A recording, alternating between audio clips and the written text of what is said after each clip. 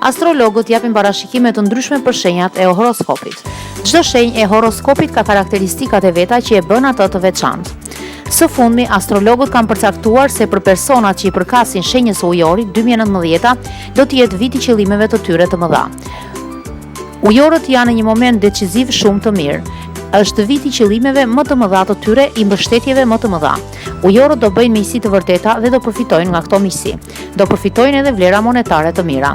2019 do të jetë një vit shumë i leverditshëm për qëllimet e tyre.